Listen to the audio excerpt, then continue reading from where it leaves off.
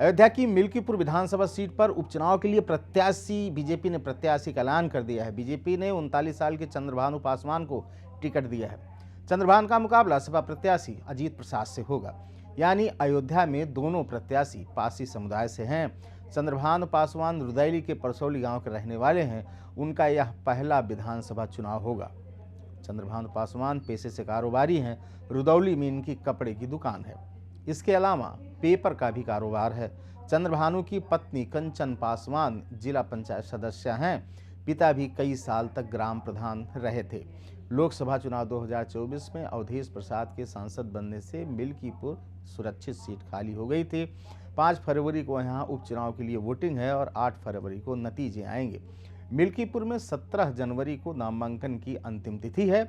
मिल्कीपुर से टिकट की दौड़ में पूर्व भाजपा विधायक बाबा गोरखनाथ समेत 5 लोगों का नाम चल रहा था, लेकिन जातीय और मौजूदा समीकरण में चंद्रभानु फिट बैठे।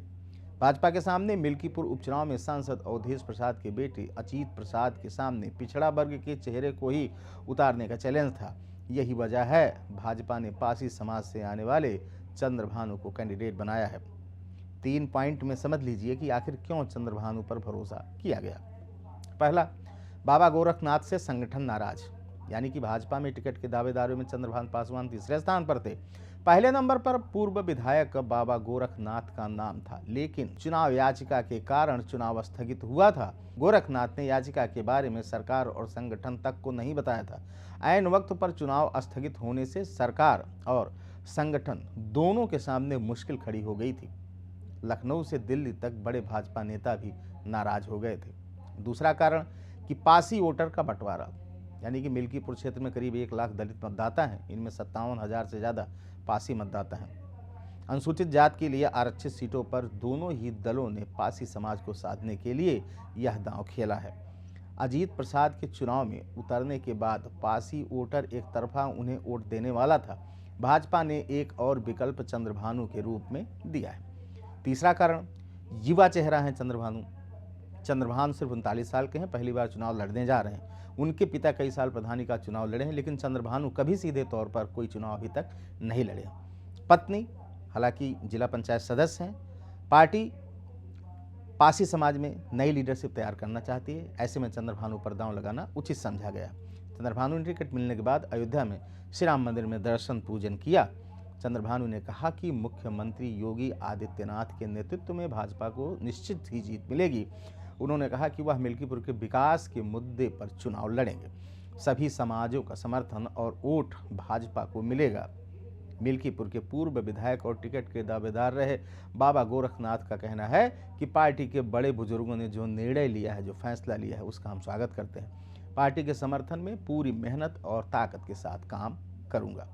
अच्छा, मिल्कीपुर उपचुनाव में भाजपा ने रुदौली विधानसभा के निवासी चंद्रभानु को प्रत्याशी बनाया है, जबकि सपा के अजीत प्रसाद मिल्कीपुर के ही रहने वाले हैं। ऐसे में विपक्ष के साथ भाजपा में टिकट से वंचित रहे नेता भी बाहरी का मुद्दा उठा सकते हैं। भाजपा ने उपचुनाव में गुटबाजी से बचने के लिए नए चेहरे पर दांव खेला। बाबा गोरखनाथ और रामू प्रियदर्शी को लेकर स्थानीय कार्यकर्ताओं में गुटबाजी थी, वहीं जनता में भी नाराजगी का फीडबैक सामने आया था। ऐसे में पार्टी ने चंद्रभानु के रूप में नए चेहरे पर दांव खेला है। लोकसभा चुनाव में चंद्रभानु को दलित बहुल 75 बूथों पर चुनाव प्रबंधन की जिम्मेदारी मिली थी। इसमें से 65 बूथों पर भाजपा को जीत मिली थी। मिल्कीपुर उपचुनाव में भारतीय जनता पार्टी और समाजवादी पार्टी के बीच सीधी टक्कर है। बसपा ने उपचुनाव नहीं लड़ने का फैसला कर लिया है। कांग्रेस ने सपा को समर्थन कर दिया है, लेकिन आजाद समाज पार्टी अपना प्रत्याशी उतार सकती है। सपा ने मिल्कीपुर में अयोध्या के सांसद अवधेश प्रसाद के बेटे अजीत प्रसाद को अपना प्रत्याशी पहले ही घोषित कर रखा है। क्षेत्र के पासी मतदाताओं में अवधेश प्रसाद की अच्छी पकड़ है। 30,000 से ज़्यादा मुस्लिम मतदाता भी यहाँ पर हैं। 30,000 यादव मतदाता हैं। यादव, दलित और मुस्लिम यानी पीडीओ को साधने के लिए भी अजीत प्रसाद को सपा ने प्रत्याशी बनाया है। खबर में इतना ही। बने रहें हमारी टीवी यूपी के साथ। शुक्रिया। अगर आप इस वीडियो को YouTube पर देख रहे हैं तो चैनल को सब्सक्राइब करें और बेल आइकन दबाना ना भूलें। अगर Facebook पर देख रहे हैं तो चैनल को लाइक करें।